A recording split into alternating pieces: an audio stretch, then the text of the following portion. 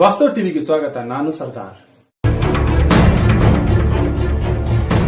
ಜುಮಲಾಪುರ್ ಗ್ರಾಮದ ನಿವಾಸಿ ಮಲ್ಲೇಶಿ ಕಕ್ಕೇರಿಯವರ ಗುಡಿಸಲು ರಂದು ಆಕಸ್ಮಿಕ ಬೆಂಕಿಗೆ ಸುಟ್ಟು ಹೋಗಿದ್ದು, ಇಂದು ಜುಮಲಾಪುರ್ ಗ್ರಾಮಕ್ಕೆ ಹುಣಸಗಿ ಬ್ಲಾಕ್ ಕಾಂಗ್ರೆಸ್ ಅಧ್ಯಕ್ಷರು ಚಂದ್ರಶೇಖರ ದಂಡಿನ ಭೇಟಿ ನೀಡಿ ಬೆಂಕಿಗೆ ಆಹುತಿಯಾಗಿರುವ ಮಲ್ಲೇಶಿ ಕಕ್ಕೇರಿ ಕುಟುಂಬಕ್ಕೆ 10,000 ರೂಪಾಯಿ ವೈಯಕ್ತಿಕ ಧನ ಸಹಾಯ ಮಾಡಿ ಸ್ಥಳದಲ್ಲಿಯ ತಾಲೂಕು ದಂಡಾಧಿಕಾರಿ ಬಸಲಿಂಗಪ್ಪ ನೈಕೋಡಿ ಅವರ ಜೊತೆ ದೂರವಾಣಿ ಮೂಲಕ ಕುಟುಂಬ ಪರಿಹಾರ ಕುರಿತು ಮನವರಿಕೆ ಮಾಡಿ ವಿಲೇಜ್ ಅಕೌಂಟೆಂಟ್ ಮೂಲಕ ಸೊಸೈಟಿಯಿಂದ 1 ಚೀಲ ಅಕ್ಕಿ ಕೊಡಲು ತಿಳಿಸಿ ಕುಟುಂಬಕ್ಕೆ ಧೈರ್ಯ ತುಂಬುವ ಕೆಲಸ ಮಾಡಿದ್ದಾರೆ.